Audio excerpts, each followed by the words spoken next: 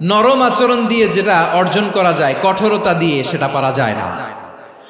বিষ্ণু ঈসা ইসলাম ইহসান দিয়ে, কোমল আচরণ দিয়ে, তার অনুগ্রহ দিয়ে তিনি অনেক কাফিরের হৃদয়কে জয় করে ফেলেছেন। সাইয়েদনা সুমামা ইবনে উসাল রাদিয়াল্লাহু তাআলা আনহুর কথা মনে পড়ে যায়। তিনি ছিলেন ইয়ামামার বাদশা।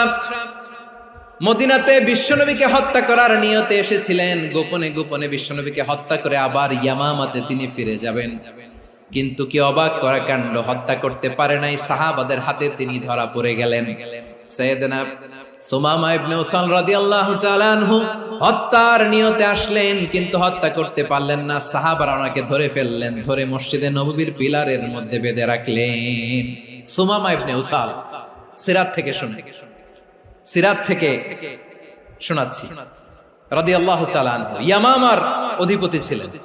বিশ্বনবীকে হত্যার জন্য আসছেন, ধরা পড়ে গেছেন, এখন মসজিদে নববীতে বেঁধে রাখছেন, তার মানে বন্দী। এখন স্ট্যাটাস কি? বন্দী, ক্যাপটিভ। তো বিষ্ণু ঈসা ইসলাম সাহাবাদেরকে বললেন তার খোঁজ খবর নিও, সুমামা ইবনে উসালের খোঁজ খবর নিও।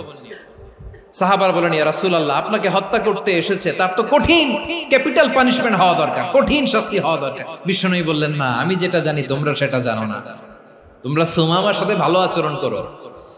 বিশ্বনবী সুমামার কাছে গেলেন। প্রথম দিন যে তিনি কালেমার দাওয়াত দিলেন, ইমানের দাওয়াত দিলেন, ইসলামের দাওয়াত দিলেন, রিসালাতের দাওয়াত দিলেন, আখিরাতের দাওয়াত দিলেন। পরের দিন যে বিশ্বনবী সালাতের দাওয়াত দিলেন, যাকাতের দাওয়াত দিলেন, ইসলাম কি, কিভাবে, কেমন করে পালন করতে হয় চমৎকার আর্টিকুলেট করতে শুরু করলেন। তন্ময় হয়ে সুমামা ইবনে উসাল রাদিয়াল্লাহু তাআলা আনহু বিশ্বনবীর কথাগুলো শুনতে আরম্ভ করলো।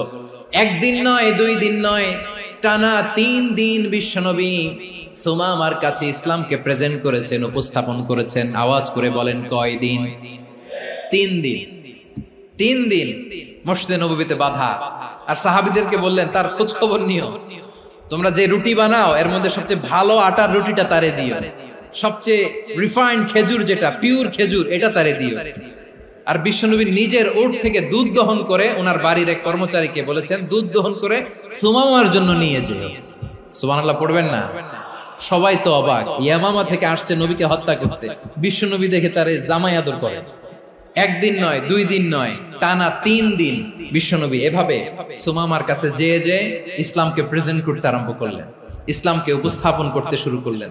আর তাকে চমৎকার এন্টারটেইনমেন্ট, আপ্যায়ন দিতে আরম্ভ করলেন। টানা 3 দিন যখন ইসলামের দ্য বিউটিজ অফ ইসলাম, ইসলামের সুমহান বাণী, সৌন্দর্য তার কাছে উপস্থাপন শেষ, তাকে আপ্যায়ন শেষ, বিশ্বনবী বললেন সাহাবাদেরকে, যাও এবার সুমামার হাতের পায়ের রশি দুটো খুলে দাও।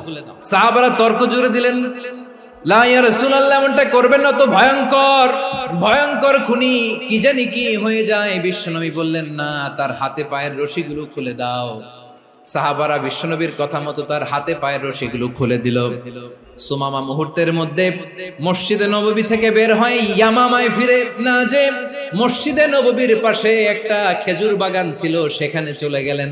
সেখানে একটা ছোট্ট কুয়া ছিল, কুয়ার পানি দিয়ে তিনি গোসল করলেন। সুবহানাল্লাহ পড়েন। কুয়ার পানি দিয়ে গোসল করে মসজিদে নববীর সামনে এসে বিশ্বনবী এবং সাহাবাদের সামনে দাঁড়িয়ে সাব্বাবা উঁচু করে বললেন, আশহাদু আল্লা ইলাহা ইল্লাল্লাহ ওয়া আশহাদু আন্না মুহাম্মাদান আবদুহু ওয়া রাসূলুহু। আমি সাক্ষ্য দিচ্ছি আল্লাহ ছাড়া কোনো ইলাহ নাই।